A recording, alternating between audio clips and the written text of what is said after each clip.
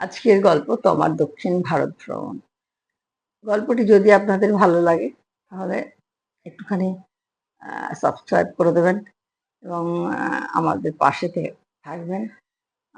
অনেকেই কিন্তু দেখছেন কিন্তু সাবস্ক্রাইব করছেন না, প্লিজ একটু সাবস্ক্রাইব করে দেবেন।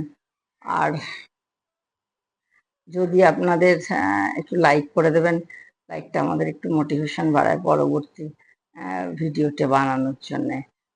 আর একটু কমেন্টস করবেন, আপনাদের কমেন্টস পড়ার জন্য আমি বসে থাকি উদ্গ্রীব হয়ে। যদি ভালো লাগে তাহলে একটু শেয়ার করে দেবেন।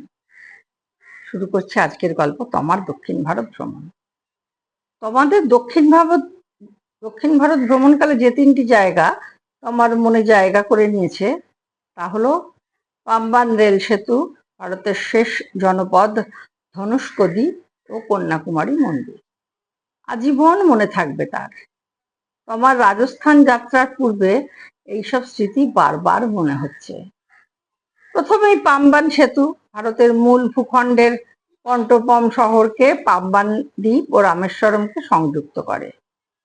এটি একটি রেল সেতু যার দৈর্ঘ্য ৬,৭৭৬ ফুট লম্বা, ২,০৬৫ মিটার। তৎকালীন ইংরেজ সরকার বঙ্গোপসাগরে ১৯১১ সালে এর নির্মাণ কার্য শুরু করে। ১৯৯৪ সালে নির্মাণ কাজ শেষ হয় ও ১৯১৫ সর্বসাধারণের জন্য খুলে দেয়। এটা একটি সমুদ্র সেতু যা তামাম বিশ্বের বিপদসংকুল সেতুগুলোর অন্যতম। অগাধ দিগন্ত জোড়া সিন্ধু সাজি, বিস্তৃত সুনীল আকাশ ও মনে হয় জলে নেমে এসেছে।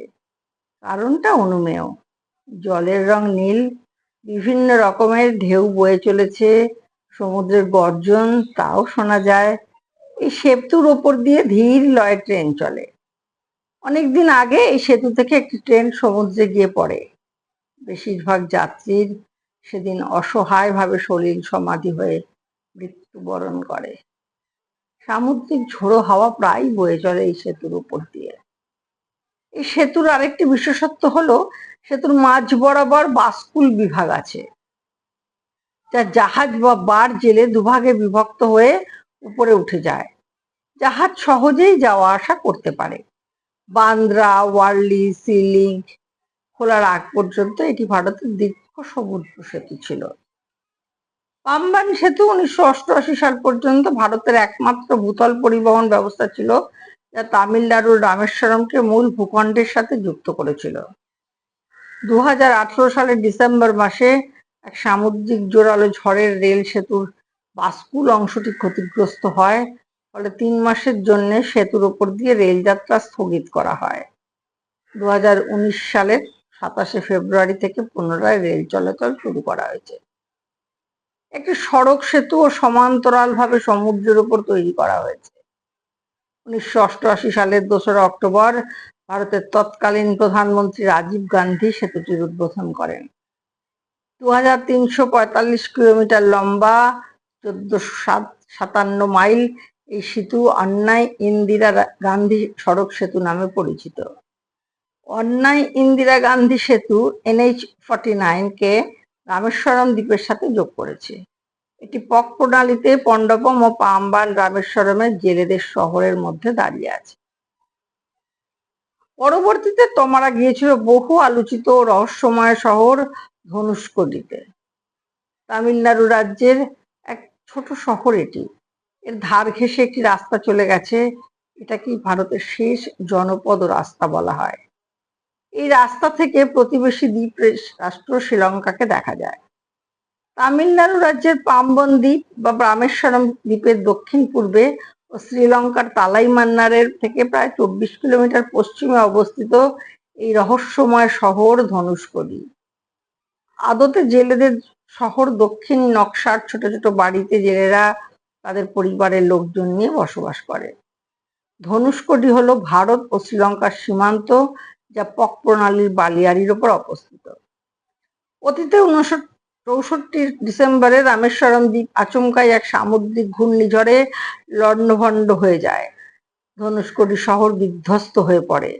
১৮০০ জনের প্রাণহানি হয়।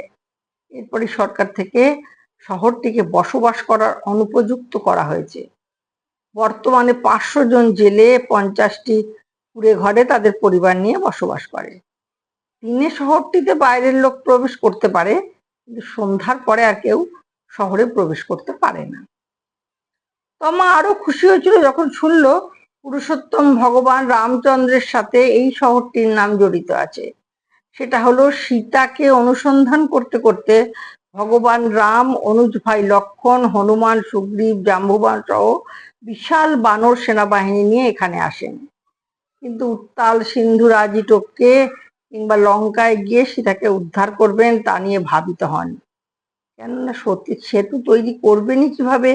বিশাল বিশাল ঢেউয়ের জন্য কোনোভাবেই সেতু করা সম্ভবপর ছিল না। তখন তার সহায়তা করতে এগিয়ে আসেন বানর যুবরাজ নল।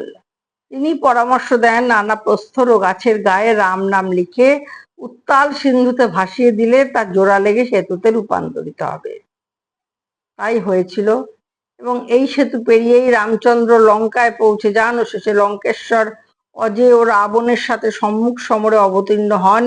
শেষে রাবণকে সমরে পরাভূত ও নিহত করে সীতাকে উদ্ধার করে স্বদেশে ফিরে আসেন। ভারতের রামেশ্বরম ও শ্রীলঙ্কার মান্নার দ্বীপের সংযোগকারী সেতুটি অ্যাডামস ব্রিজ নামে পরিচিত।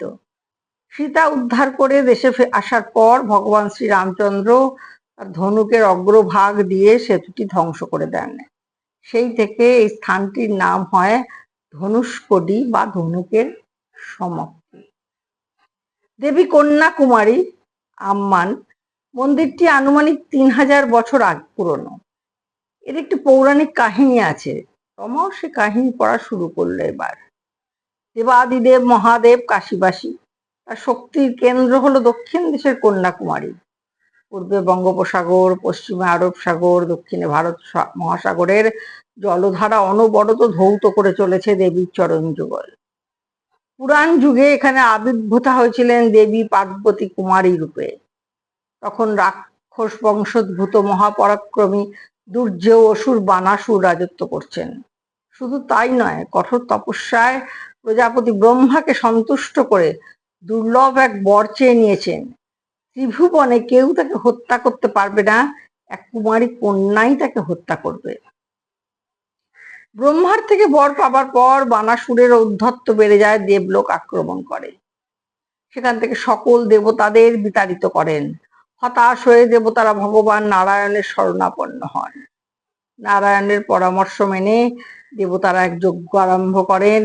সেই যজ্ঞের আগুন থেকে দেবী পার্বতী কুমারী রূপে আবির্ভূত হন। তিনি পারেন অজেয় অসুর রাজ পরাক্রমী বানাসুরকে পরাভূত করতে। যজ্ঞের থেকে আবির্ভূতায় কুমারী কন্যা শিবকে পতিরূপে পাওয়ার বাসনায় তিনি পরক্ষণেই চলে গেলেন দক্ষিণ সাগর তটে ও তপস্যা শুরু করলেন।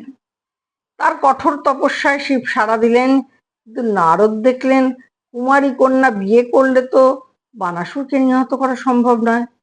তাই তিনি দেবী কুমারীকে শিবের কাছে 3টে বর চাইতে বললেন।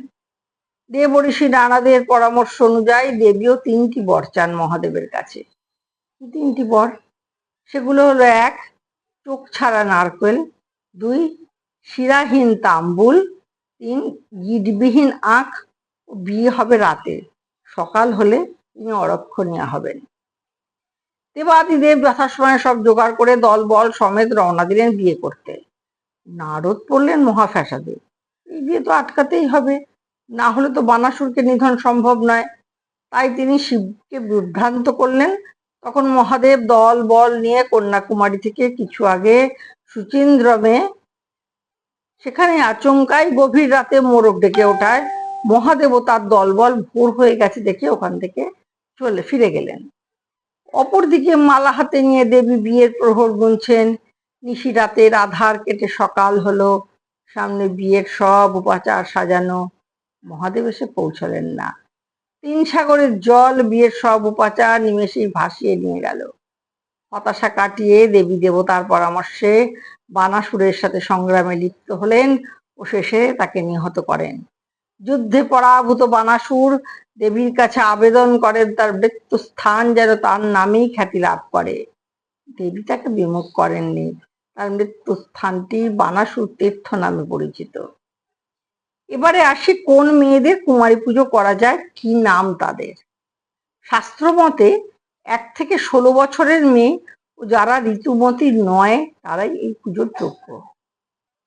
1 বছরের কুমারী কন্যার নাম সন্ধ্যা, 2 বছরের কুমারী কন্যার নাম সরস্বতী, 3 বছরের কুমারী কন্যার নাম বর্ষা বা ত্রিধা মূর্তি, 4 বছরের কুমারী কন্যার নাম কালিকা, 5 বছরের কুমারী কন্যার নাম সুভাগা, 6 বছরের কুমারী কন্যার নাম উমা, 7 বছরের কুমারী কন্যার নাম মালিনী, 8 বছরের কুমারী কন্যার নাম কুঞ্জিকা, 9 বছরের কুমারী কন্যার নাম কাল সন্ধ্যা, 10 বছরের কুমারী কন্যার নাম অপরাজিতা, 11 বছরের কুমারী কন্যার নাম রুদ্রাণী, 12 বছরের কুমারী কন্যার নাম ভৈরবী, 13 বছরের কুমারী কন্যার নাম মহালক্ষ্মী, 14 বছরের কুমারী কন্যার নাম পাঠনায়িকা, 15 বছরের কুমারী কন্যার নাম ক্ষেত্রজ্ঞা, 16 বছরের কুমারী কন্যার নাম অম্বিকা।